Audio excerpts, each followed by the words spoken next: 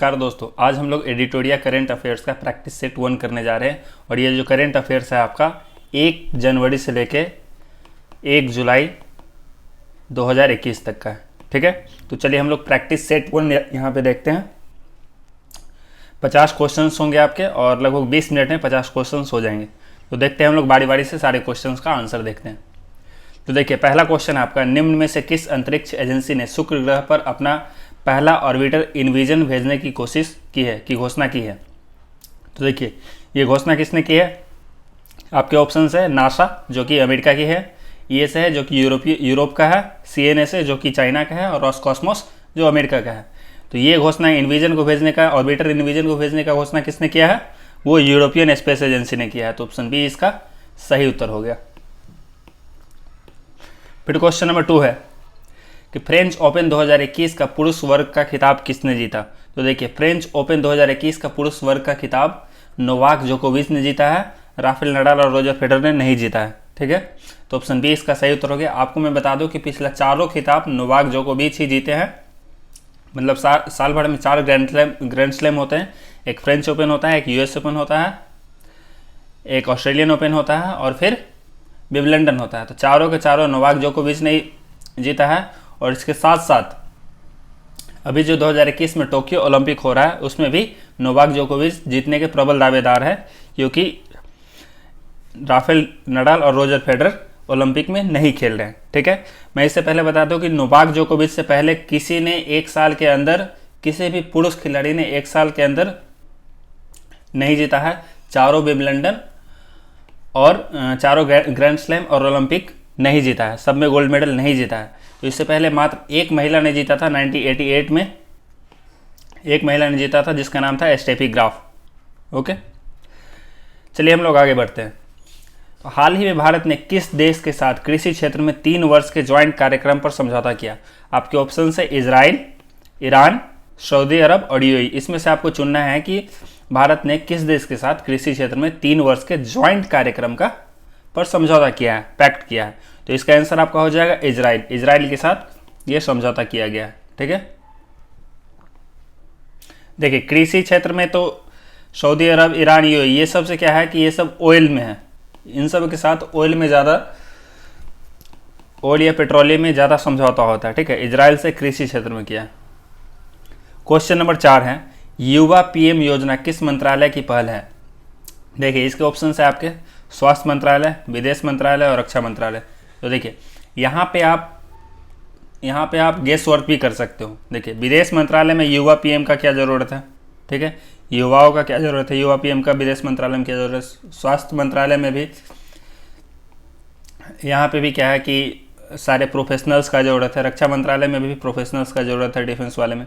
लेकिन शिक्षा मंत्रालय में, शिक्षा में युवा सबसे आगे। ठीक है, शिक्षा में सबसे बड़ा पार्टी होता है वो क्या होता है? युवा होता है। ठीक है, तो शिक्षा मंत्रालय का ये पहल है। तो ऑप्शन ए इसका सही उत्तर हो गया। क्वेश्चन नंबर 5 है, केंद्र सरकार ने हाल ही में किस भारतीय राजनेता के जन्म दिवस पराक्रम दिवस के रूप में मनाने का निर्णय लिया है? आपके ऑप्शन है बाल गंगाधर तिलक, सुभाष चंद्र बोस, वीर कुंवर सिंह और बाबा साहेब भीमराव अम्बेडकर। तो देखिए, अगर आप अभी बंगाल चुनाव को फॉलो किए होंगे तो आपको पता चल जाएगा कि पराक्रम दिवस को केंद्र सरकार ने सुभाष चंद्र बोस के लिए किया है। सुभाष चंद्र बोस के नाम पे पराक्रम दिवस को मनाने का फैसला लिया है। तो ऑप्शन बी इसका सही उत्तर हो गया। अब आपको बताना है कि बंगाल सरकार ने सुभाष चंद्र बोस के जन्म दिवस को किस दिवस के रूप में मनाने का फैसला लिया है। केंद्र सरकार ने तो पराक्रम दिवस के रूप में मनाने का फैसला लिया है। अब ममता बनर्जी के बंगाल सरकार ने उसी दिन को किस दिवस के रूप में मनाने का फैसला लिया है? इसका उत्तर आपको कमेंट बॉक्स में लिखना है। क्वेश्चन नंबर 6 है, राष्ट्रीय युवा दिवस 2021 का थीम क्या है? देखिए, राष्ट्रीय युवा दिवस 2021 का थीम क्या है? ऑप्शन है आपका युवा उत्साह नए भारत का, राष्ट्रीय निर्माण में युवा शक्ति का इस्तेमाल, विकास, कौशल और सौहार्द के लिए भारतीय युवा, वैश्विक कार्य के लिए युवाओं की भागीदारी। तो देखिए, इसका ऑप्शन आपका हो जाएगा ऑप्शन ए, युवा उत्साह नए भारत का। ऑप्शन ए इसका सही उत्तर हो गया। राष्ट्रीय युवा दिवस 2021 का थीम है युवा उत्साह नए भारत का।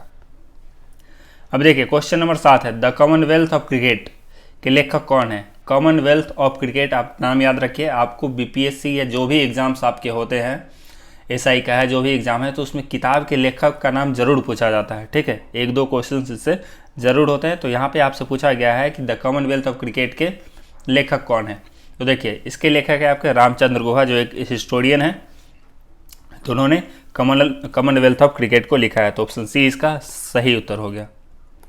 क्वेश्चन नंबर 8 है, पूर्वोत्तर भारत का पहला खेलो इंडिया स्पोर्ट्स स्कूल का उद्घाटन किस राज्य में किया गया। खेलो इंडिया स्पोर्ट्स स्कूल, खेलो इंडिया स्पोर्ट्स स्कूल का उद्घाटन पूछ रहे हैं यहाँ पे कि किस राज्य में किया गया है। तो दोस्तों, इसका पूर्वोत्तर में किया गया है, ये तो दिया हुआ है। और चारे ऑप्शंस आपके पूर्वोत्तर के हैं, अरुणाचल प्रदेश, मिजोरम, त्रिपुरा और मेघालय, ठीक है। तो इसका सही उत्तर जो होगा, खेलो इंडिया स्पोर्ट्स स्कूल का उद्घाटन मेघालय में किया गया था। ऑप्शन सी इसका सही उत्तर हो गया। क्वेश्चन नंबर 8 के बाद हम लोग 9 पे आते हैं। क्वेश्चन नंबर 9 है, पश्चिम बंगाल में जल परिवहन में सुधार। देखिए, पश्चिम बंगाल में इलेक्शन हुए तो वहाँ से क्वेश्चंस काफ़ी सारे आएंगे। पश्चिम बंगाल में जल परिवहन में सुधार के लिए हाल ही में भारत सरकार ने किस संस्था के साथ ऋण समझौता किया है। किस संस्था के साथ ऋण समझौता किया है? लोन पर समझौता किया है। आपके ऑप्शन है ADB, Asian development, IMF, international monetary fund, विश्व बैंक, वर्ल्ड बैंक और डब्ल्यूटीओ, वर्ल्ड ट्रेड ऑर्गेनाइजेशन। तो इसमें आपको पता करना है कि किस बैंक के साथ या किस ऑर्गेनाइजेशन के साथ ऋण समझौता किया है पश्चिम बंगाल में जल परिवहन में सुधार के लिए, ठीक है। तो इन्होंने वर्ल्ड बैंक के साथ ये किया है, विश्व बैंक के साथ। तो बी इसका सही उत्तर हो गया। क्वेश्चन नंबर 10 है, BBC Indian sports women of the year से 2021 में किसे सम्मानित किया गया। BBC Indian sports women of the year से 2021 में किसे सम्मानित किया गया। आपके ऑप्शंस है, ऑप्शन ए है आपका मिताली राज, ऑप्शन बी है आपका हिमा दास, ऑप्शन सी है आपका कोनेरू हम्पी और ऑप्शन डी है आपका विनेश फोगाट। तो देखिए, मिताली राज आपके क्रिकेट से आती है, हिमा दास क्या है, हिमा दास एथलीट है, ठीक है, और विनेश फोगाट और कोनेरू हम्पी है। तो आपके ऑप्शन से सी इसका सही उत्तर हो गया। सी कोनेरू हम्पी को BBC Indian sports women of the year पुरस्कार से नवाजा गया। हाल ही में दुनिया की सबसे बड़ी तैरती हुई सौर ऊर्जा परियोजना, हाल ही में दुनिया की सबसे बड़ी तैरती हुई सौर ऊर्जा परियोजना का निर्माण किस नदी पर किया गया। देखिए, जो भी आपके प्रोजेक्ट सभी चल रहे हैं, अगर नदी पे चल रहे हैं, डैम वगैरह बन रहा है, तो वो सभी आपके क्वेश्चंस में जरूर आते हैं, ठीक है। तो क्वेश्चन नंबर 11 का जो सही उत्तर है, ये सौर ऊर्जा परियोजना जो बनाया जा रहा है, जो दुनिया की सबसे बड़ी तैरती हुई सौर ऊर्जा परियोजना है, वो नर्मदा नदी पर बनाया जा रहा है। ऑप्शन सी इसका सही उत्तर हो गया, ठीक है। देखिए, यहाँ पे आप क्वेश्चन देख रहे हैं कि कृष्णा नदी, गोदावरी नदी, नर्मदा नदी और ताप्ती नदी। तो इसमें क्या है कि अधिकतर भारत की अधिकतर नदियाँ है वो क्या होता है, पश्चिम से पूरब की ओर, वेस्ट से ईस्ट की ओर बहती है, ठीक है। लेकिन नर्मदा और ताप्ती जो है आपका, वो ईस्ट से वेस्ट की ओर बहती है, ठीक है, मतलब अरेबियन सी में जाके गिरती है। और अधिकतर उसके बाद अधिकतर नदी कहाँ पे है, बंगाल की खाड़ी में जाके गिरती है। कृष्णा नदी, गोदावरी नदी या ब्रह्मपुत्रा, गंगा, यमुना सब, ठीक है। तो सिर्फ नर्मदा नदी और ताप्ती नदी वो अरेबियन सी में गिरती है। तो ईस्ट टू वेस्ट है उसका फ्लो। देखिए, क्वेश्चन नंबर 12 है, हाल ही में किस राज्य के द्वारा लॉन्च पैड योजना की शुरुआत किया गया है। हाल ही में किस राज्य सरकार के द्वारा लॉन्च पैड योजना शुरुआत की गई है। तो देखिए, ये लॉन्च पैड योजना का शुरुआत मध्य प्रदेश के द्वारा किया गया है। मध्य प्रदेश के शिवराज सिंह चौहान सरकार के द्वारा किया गया है। तो ऑप्शन बी इसका सही उत्तर हो गया। क्वेश्चन नंबर 13 है, भ्रष्टाचार को कम करने तथा पारदर्शिता को बढ़ाने के लिए किस राज्य या केंद्र शासित प्रदेश द्वारा सतर्क नागरिक मोबाइल ऐप लॉन्च किया गया है। भ्रष्टाचार को कम करने के लिए सतर्क नागरिक मोबाइल ऐप का लॉन्च किया गया। ऑप्शन है आपके लद्दाख, हिमाचल प्रदेश, जम्मू कश्मीर और दिल्ली। तो देखिए, हिमाचल प्रदेश के द्वारा ये सतर्क नागरिक मोबाइल ऐप का लॉन्च किया गया है, ठीक है। तो ऑप्शन सी इसका सही उत्तर हो गया। ये एक बहुत ही अच्छा पहल है पारदर्शिता को दिखाने के लिए और भ्रष्टाचार को कम करने के लिए। क्वेश्चन नंबर 14 है, हाल ही में जारी हैनले पासपोर्ट सूचकांक, हैनले पासपोर्ट सूचकांक 2021 में भारत को कौन सा स्थान प्राप्त हुआ। देखिए इसमें भारत के ऑप्शन है आपके 83, 84, 86 और 85। ठीक है, तो आपको जो भारत को इसमें स्थान प्राप्त हुआ था वो 84 प्राप्त हुआ था। 2021 में हैनले पासपोर्ट सूचकांक में भारत का 84वां स्थान था। तो ऑप्शन सी इसका सही उत्तर हो गया। क्वेश्चन नंबर 15, जनवरी 2021 में संयुक्त राष्ट्र द्वारा जारी रिपोर्ट के अनुसार सबसे ज़्यादा भारतीय प्रवासी किस देश में स्थित है। देखिए ये सब वीवीआई क्वेश्चन है, ये आपके बीपीएससी में भी पिछले कई बार आ चुका है। ठीक है, 66 बीपीएससी में भी इस क्वेश्चन को पूछा गया था। तो ऑप्शन आपके सऊदी अरब, संयुक्त अरब अमीरात, अमेरिका और ब्रिटेन। तो संयुक्त अरब अमीरात, जिसको इंग्लिश में हम लोग यूएई भी बोलते हैं, यूनाइटेड अरब एमिरेट्स। ठीक है, तो यूएई में सबसे ज़्यादा भारतीय प्रवासी रहते हैं। ठीक है, तो ऑप्शन सी इसका सही उत्तर हो गया। ऑप्शन नंबर 16 है, क्वेश्चन नंबर 16 है, संरक्षण क्षमता महोत्सव, संरक्षण क्षमता महोत्सव जिसको सक्षम भी बोलते हैं, 2021 का आयोजन किस मंत्रालय के द्वारा किया गया। मतलब सक्षम 2021 का आयोजन किस मंत्रालय के द्वारा किया गया। आपके ऑप्शन है कृषि मंत्रालय, शिक्षा मंत्रालय, पेट्रोलियम मंत्रालय और खेल मंत्रालय। देखिए यहाँ पे क्या है कि हमारा जो क्षमता है उसको संरक्षण करना है, मतलब कंजर्व करना है। हम लोग जानते हैं कि आने वाले समय में पेट्रोलियम वगैरह एकदम लुप्त हो जाएगा और हम लोग इलेक्ट्रिकल व्हीकल्स पे हम लोग डिपेंडेंट होंगे। तो पेट्रोलियम का जो आपका मात्रा है वो फिक्स्ड है, 2040-2050 तक ये खत्म हो जाएंगे लगभग। ठीक है, इसका उपयोग बहुत कम हो जाएगा। ठीक है, तो उसको संरक्षण करने के लिए पेट्रोलियम मंत्रालय द्वारा सक्षम 2021 का आयोजन किया गया है। तो ऑप्शन सी इसका सही उत्तर हो गया। फिर देखिए हम लोग क्वेश्चन नंबर 17 की ओर बढ़ते हैं। हाल ही में रेलवे बोर्ड के नए अध्यक्ष एवं सीईओ के रूप में किसे नियुक्त किया गया है। हाल ही में रेलवे बोर्ड के नए अध्यक्ष एवं सीईओ के रूप में किसे नियुक्त किया गया है। तो ये सुनीत शर्मा को नियुक्त किया गया है। ऑप्शन बी इसका सही उत्तर हो गया। क्वेश्चन नंबर 18 है, देश में खिलौनों के निर्माण के विकास को बढ़ावा देने के लिए किस मंत्रालय के द्वारा टाइकथॉन 2021 की शुरुआत की गई। देखिए खिलौने के निर्माण के लिए सबसे पहले प्रधानमंत्री मोदी जी ने मन की बात में इसका उल्लेख किया था और उसी के बाद एक मंत्रालय के द्वारा टाइकथॉन 2021 का शुरुआत किया गया था। तो आपको सोचना है कि इसमें से शिक्षा मंत्रालय, महिला एवं बाल विकास मंत्रालय, ऑप्शन सी है आपका कपड़ा मंत्रालय और ऑप्शन डी है उपरोक्त सभी। तो किस मंत्रालय के द्वारा ये टाइकथॉन 2021 का शुरुआत किया गया था। तो देखिए शिक्षा मंत्रालय, महिला एवं बाल विकास मंत्रालय और कपड़ा मंत्रालय, उपरोक्त सभी मंत्रालयों के द्वारा टाइकथॉन 2021 को एक साथ मिलकर शुरुआत किया गया था। तो उपरोक्त सभी इसका सही उत्तर हो गया। ऑप्शन नंबर डी इसका सही उत्तर हो गया। क्वेश्चन नंबर 19 है, भारत के इथेनॉल संयंत्र की स्थापना किस राज्य में की गई है। इथेनॉल संयंत्र की स्थापना किस राज्य में की गई है। ऑप्शन है आपके मध्य प्रदेश, उड़ीसा, छत्तीसगढ़ और गुजरात। तो इसको छत्तीसगढ़ में किया गया है। ऑप्शन बी इसका सही उत्तर हो गया। हाल ही में किस तमिलनाडु का 38वां जिला के रूप में उद्घाटन किया गया। हाल ही में किसे तमिलनाडु का 38वां जिला, आप याद रखिएगा कि इससे पहले 37 जिला था तमिलनाडु में और उसके बाद 38वां जिला को स्थापित किया गया। तो किसे 48वां जिला के रूप में स्थापित किया गया। तो देखिए कृष्णागिरी, नागपट्टिनम, करोड़ ये सब पहले से जिला थे। तो मयिलादुतुरई इसको 38वां जिला के रूप में स्थापित किया गया। तो ऑप्शन ए इसका सही उत्तर हो गया। क्वेश्चन नंबर 21 है, कारावासों के ऐतिहासिक महत्व को देखते हुए जेल, कारावास क्या होता है, जेल। तो कारावासों के ऐतिहासिक महत्व को देखते हुए हाल ही में किस राज्य सरकार ने जेल पर्यटन की शुरुआत की है। जेल पर्यटन, ये भी बहुत इंपॉर्टेंट क्वेश्चन है। तो जेल पर्यटन का शुरुआत किस राज्य ने किया है। तो ये आपका ऑप्शन ए, महाराष्ट्र के उद्धव सरकार ने इसको शुरू किया है। तो ऑप्शन ए इसका सही उत्तर हो गया।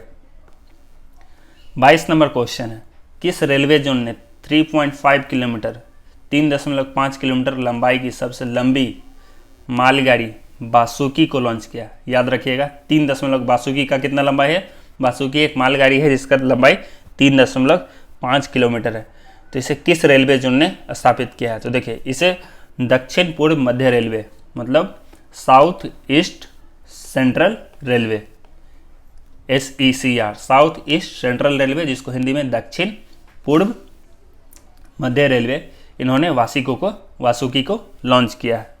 ये 3.5 किलोमीटर की सबसे लंबी मालगाड़ी है, तो इसको याद रखिएगा, वासुकी को आप याद रखिएगा। क्वेश्चन नंबर 23 है, देश का सबसे बड़ा मल्टी मॉडल लॉजिस्टिक पार्क किस शहर में बनाया जा रहा है। तो देखिए ये अधिकतर इस तरह के जो पार्क्स वगैरह है वो अधिकतर आपके बीजेपी शासित प्रदेश में बनाए जा रहे हैं अभी, ठीक है। और गुजरात में ये सबसे ज़्यादा ये सब काम हो रहा है, ठीक है। तो ऑप्शन बी है आपका गुजरात में आप क्या है, सूरत और अहमदाबाद गुजरात में है, भोपाल मध्य प्रदेश में है और चेन्नई आपका तमिलनाडु में। तो अहमदाबाद में ये मल्टी मॉडल लॉजिस्टिक पार्क बनाया जा रहा है, ये सबसे बड़ा मल्टी मॉडल लॉजिस्टिक पार्क है। तो ऑप्शन बी इसका सही उत्तर हो गया। क्वेश्चन नंबर 24 है, हाल ही में भारत के किस पड़ोसी देश में राष्ट्रपति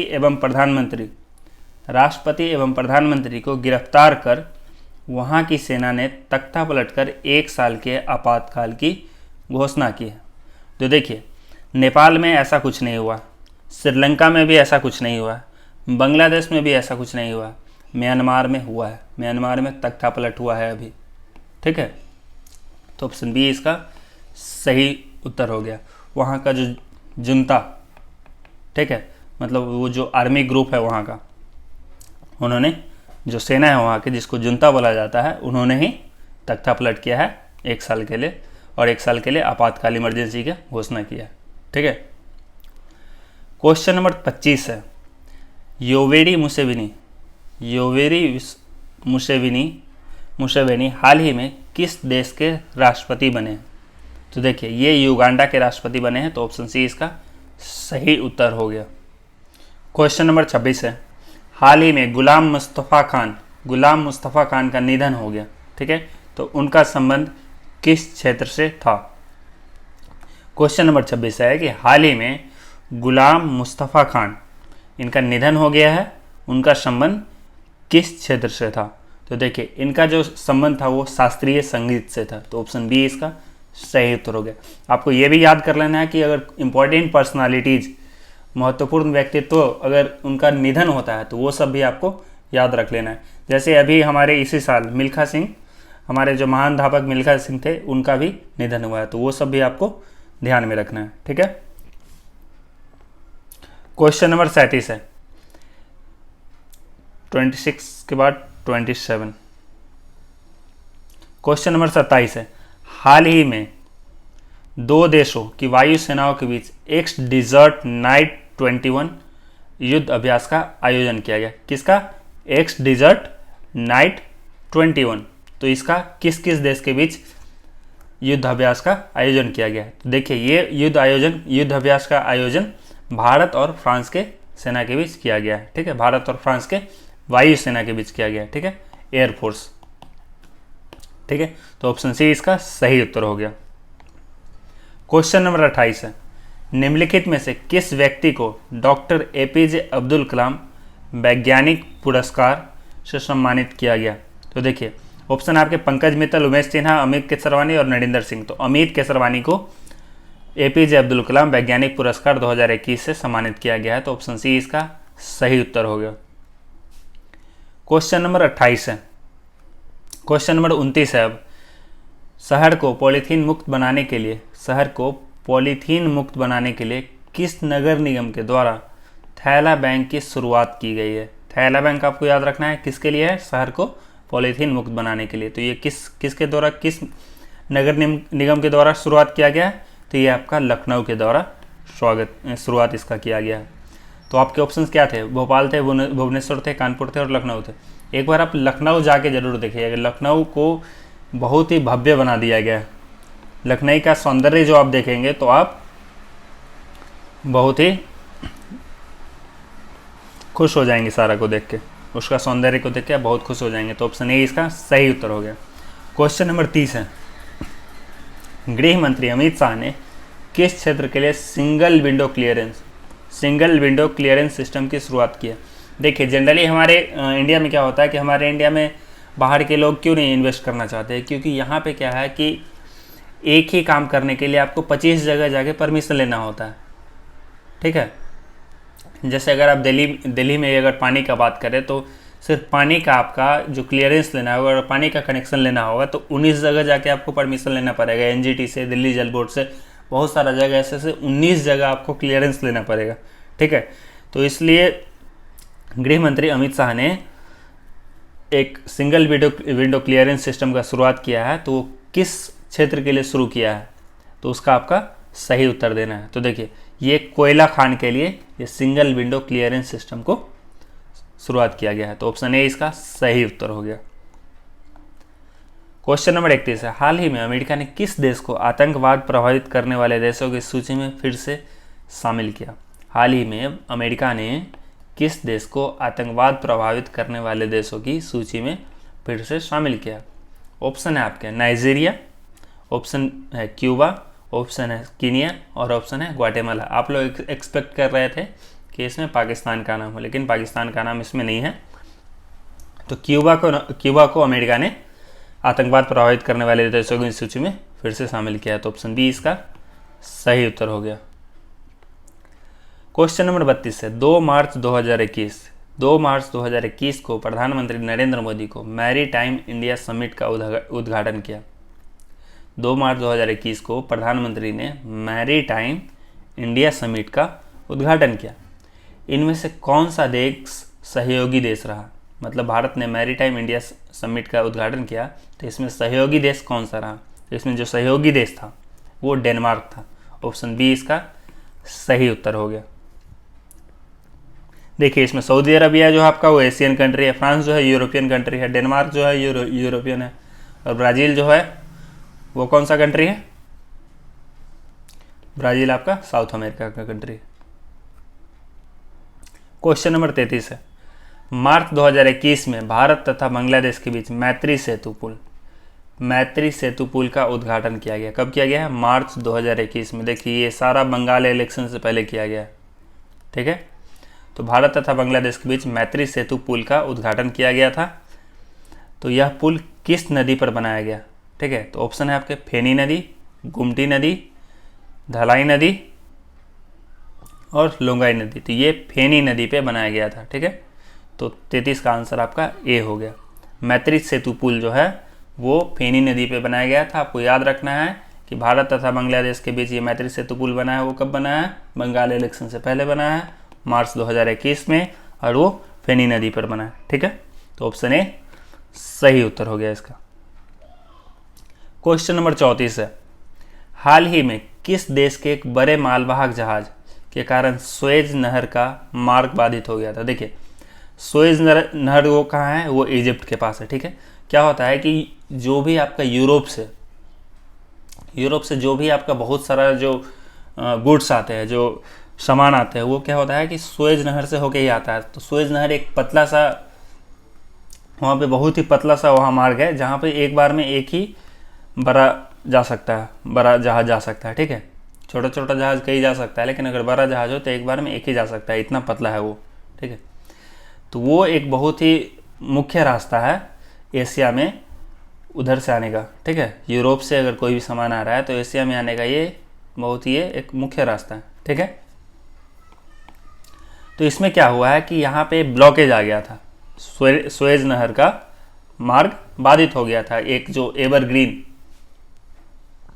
एवरग्रीन कंपनी का जो जहाज़ था वो यहाँ पे फंस गया था। ठीक है, तो उसके कारण यहाँ पे ब्लॉकेज आ गया था। अब देखिए इसका इम्पोर्टेंस क्या है कि अगर सुएज नहर का मार्ग बाधित हो गया तो क्या होगा? तो सुएज नहर का अगर मार्ग बाधित हो जाएगा तो क्या होगा कि सारा जहाज़ को पूरा अफ्रीका कॉन्टिनेंट का एकदम नीचे से जाना होगा, मतलब केप ऑफ हॉर्न से एकदम नीचे से जाना होगा।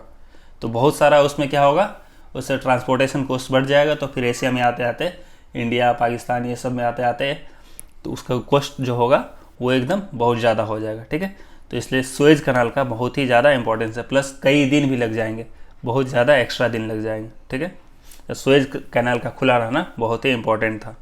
ठीक है, तो इसमें पूछा गया है कि हाल ही में किस देश के एक बड़े मालवाहक जहाज के कारण सुएज कनाल का मार्ग बाधित हो गया था। तो देखिए ये आपका ताइवान का जहाज था, ऑप्शन सी इसका सही उत्तर हो गया। क्वेश्चन नंबर 35 है, किस मंत्रालय द्वारा हाल ही में ग्लोबल बायो इंडिया 2021 का आयोजन किया गया? ग्लोबल बायो इंडिया, बायो, ठीक है। ऑप्शन है आपके सामाजिक न्याय और अधिकारिता मंत्रालय, ये नहीं होगा। केंद्रीय स्वास्थ्य एवं परिवार कल्याण मंत्रालय, ये नहीं होगा।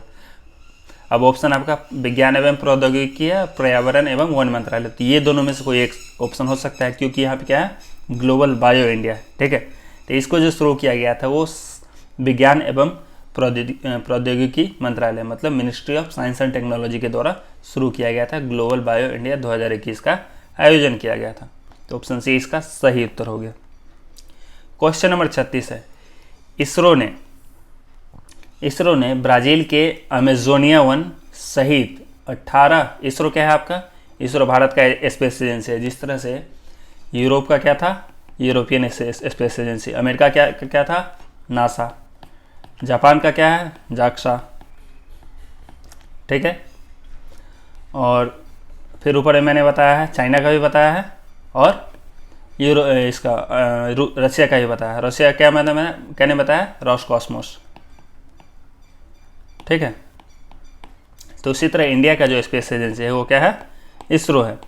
तो इसरो ने अब क्या किया है कि ये तो भारत सरकार का काम करता ही था, भारत सरकार का बहुत सारा जो स्पेस मिशंस है तो उसको ये कैरी आउट कर ही रहा है। साथ साथ ही इसने प्राइवेट काम भी किया है कि दूसरे देशों का जो प्राइवेट स्पेस क्राफ्ट है उसको भी स्पेस में भेजने का इन्होंने, या सेटेलाइट्स है उनको स्पेस में भेजने का इन्होंने काम शुरू कर दिया है। ठीक है, मतलब एक तरह का बिजनेस इन्होंने शुरू किया है। तो इससे क्या होगा कि इससे हमारा जो फॉरेन रिजर्व्स है वो भी बढ़ेगा, क्योंकि बाहर का कैपिटल हमारे अंदर आएगा, हमारे देश के अंदर आएगा। ठीक है, तो इसरो ने ब्राज़ील के अमेजोनियस वन सहित 18 अन्य उपग्रहों का किस प्रक्षेपण यान के जरिए लॉन्च किया? तो देखिए ये PSLV C51 के द्वारा इसको किया गया था। ठीक है, तो PSLV C51 आप याद रखिएगा, इसमें क्या है, 19 उपग्रहों को भेजा गया था। अमेजोनिया वन सहित 18 अन्य उपग्रहों को भेजा गया था। तो टोटल कितने हो गए, 19। ठीक है, तो ऑप्शन डी इसका सही उत्तर है, PSLV C51। क्वेश्चन नंबर 47 है, हाल ही में लॉन्च की गई पुस्तक, देखिए 50 क्वेश्चन में दूसरा टाइम पुस्तक कहा गया कि हाल ही में लॉन्च की गई पुस्तक all time favourite for children किसके द्वारा लिखी गई थी? देखिए इससे पहले मैं 36 के बाद आपका 37 नंबर क्वेश्चन बताना था मुझे। इंडियन सुपर लीग 2021-20 की विजेता टीम कौन बनी? देखिए इंडियन सुपर लीग क्या है, ये फुटबॉल से रिलेटेड है। जिस तरह से क्रिकेट में आपका IPL है, इंडियन प्रीमियर लीग है, उसी तरह इंडिया में इंडियन सुपर लीग जो है वो फुटबॉल से रिलेटेड है। ठीक है, तो इसके विजेता 2020-21 में इसके विजेता कौन बने थे, इसको बताना है। तो देखिए इसके विजेता बने थे मुंबई सिटी FC। तो ऑप्शन ए इसका सही उत्तर हो गया। क्वेश्चन नंबर 38 है, ऑल इंडिया बैडमिंटन चैंपियनशिप का खिताब किस पुरुष खिलाड़ी ने जीता? ऑल इंग्लैंड, ठीक है, ऑल इंग्लैंड बैडमिंटन चैंपियनशिप का खिताब किस पुरुष खिलाड़ी ने जीता? ये लीजी जिया ने जीता है। ठीक है, तो ऑप्शन बी इसका सही उत्तर हो गया। लीजी जिया क्या है, बैडमिंटन से इनका संबंध है। क्वेश्चन नंबर 39 है, T20 इंटरनेशनल में भारत के लिए सबसे ज़्यादा विकेट लेने वाले गेंदबाज कौन बने हैं? T20 इंटरनेशनल में भारत के लिए सबसे ज़्यादा विकेट लेने वाले गेंदबाज कौन बन गए? तो ये युजवेंद्र चहल बन गए हैं। ऑप्शन सी इसका सही उत्तर हो गया। क्वेश्चन नंबर 40 है, हाल ही में भारतीय रिजर्व बैंक ने किस बैंक पर 2 करोड़ का मौद्रिक जुर्माना लगाया? हाल ही में रिजर्व बैंक ने किस बैंक पर 2 करोड़ का मौद्रिक जुर्माना लगाया? तो इन्होंने HDFC बैंक पे ये लगाया। तो ऑप्शन डी इसका सही उत्तर हो गया। क्वेश्चन नंबर 41 है, तीरथ सिंह रावत के इस्तीफे के बाद उत्तराखंड के मुख्यमंत्री का पद किसे सौंपा गया? देखिए तीरथ सिंह रावत के मुख्यमंत्री के इस्तीफे के बाद उत्तराखंड के मुख्यमंत्री का पद किसे सौंपा गया। देखिए इससे पहले मैं बता देता हूँ कि इस साल ही उत्तराखंड के 3 मुख्यमंत्री बन चुके हैं। ठीक है, इस साल 3 मुख्यमंत्री बन चुके हैं। तीरथ सिंह रावत से पहले त्रिवेंद्र सिंह रावत थे। ठीक है, उसके बाद तीरथ सिंह रावत बने, और तीरथ सिंह रावत के बनने के कुछ दिन बाद से ही पुष्कर सिंह धामी बने हैं आपके उत्तराखंड के मुख्यमंत्री, जो अभी वर्तमान में उत्तराखंड के मुख्यमंत्री भी है। तो ऑप्शन सी इसका सही उत्तर हो गया। क्वेश्चन नंबर 42 है, महाराष्ट्र सरकार ने किस प्रसिद्ध गायिका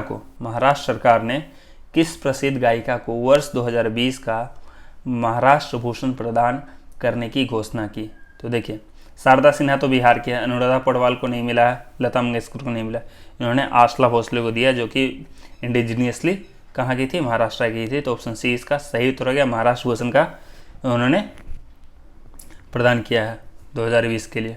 ठीक है, क्वेश्चन नंबर 43 है, देश का पहला पूरी तरह से विद्युतीकरण रेलवे जोन कौन बन गया है। देश का पहला इलेक्ट्रीफाइड मतलब सिर्फ विद्युत पे चलने वाला रेलवे जोन कौन सा बना है। तो देखिए ये पश्चिम मध्य रेलवे है।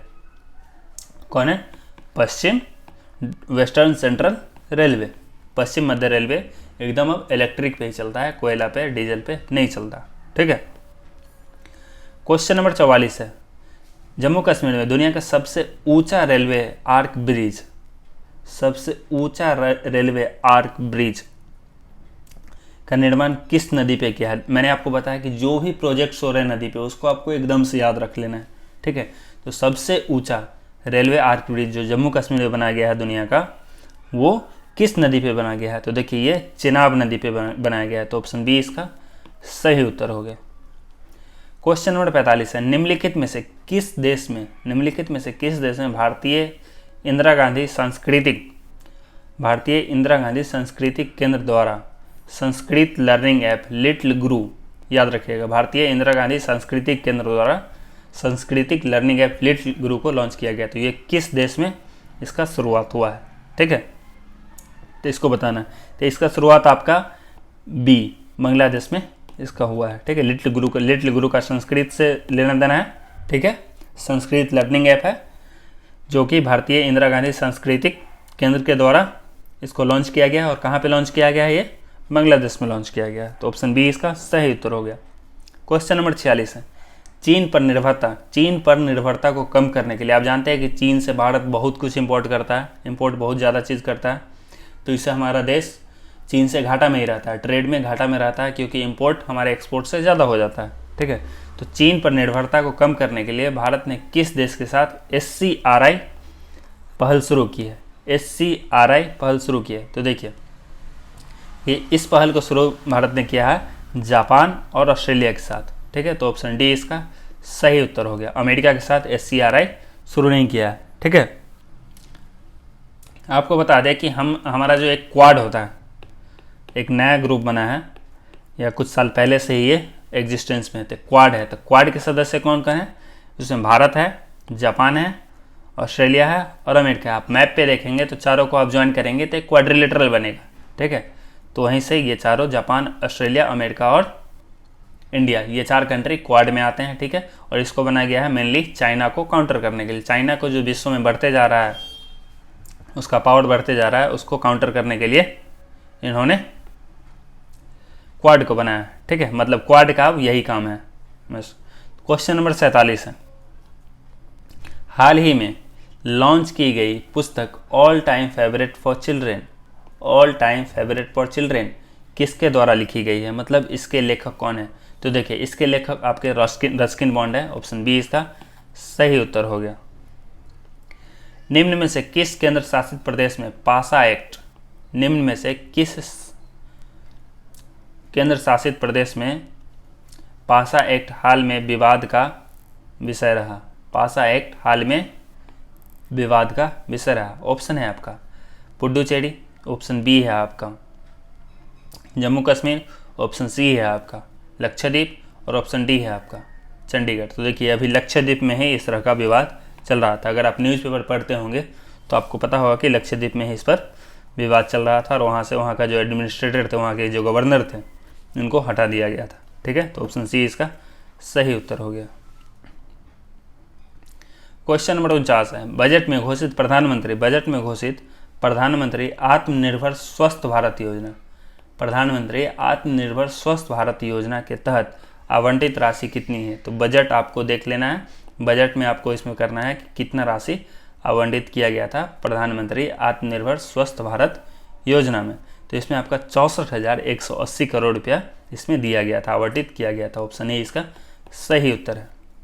ठीक है, जिसमें जो आपका मेजर है वो वैक्सीनेशन प्रोग्राम के लिए खर्च किया जाएगा इसमें। क्वेश्चन नंबर 50 है, 2021-22 के केंद्रीय बजट का कुल व्यय कितना है। केंद्रीय बजट का 2021-22 का कुल व्यय कितना है ये पूछा जा रहा है। तो इसमें आपका 34,83,236 करोड़ केंद्रीय बजट का इस साल का कुल व्यय है। तो ऑप्शन ए इसका सही उत्तर हो गया। तो स्टूडेंट्स, आज के वीडियो में इतना ही। मुझे आशा है कि आपको ये वीडियो पसंद आया हो। वीडियो थोड़ा लेंदी हो गया, लेकिन मैंने हर क्वेश्चन को एक्सप्लेन करने की कोशिश किया है।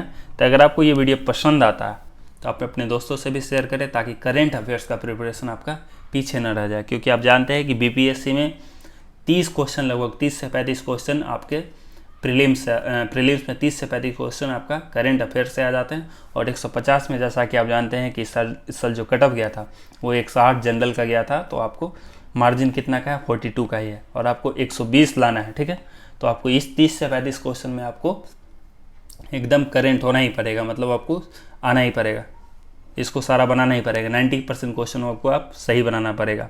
ठीक है, तभी आप प्रीलिम्स क्लियर कर सकते हो। तो आप हमारे साथ बने रहें और आगे भी वीडियो आएगा उसको देखते रहें। अगर आप हमारे चैनल को सब्सक्राइब नहीं किए हैं तो सबसे पहले जाके सब्सक्राइब कर ले और बेल आइकन क्लिक करना ना भूलें। Thank you very much.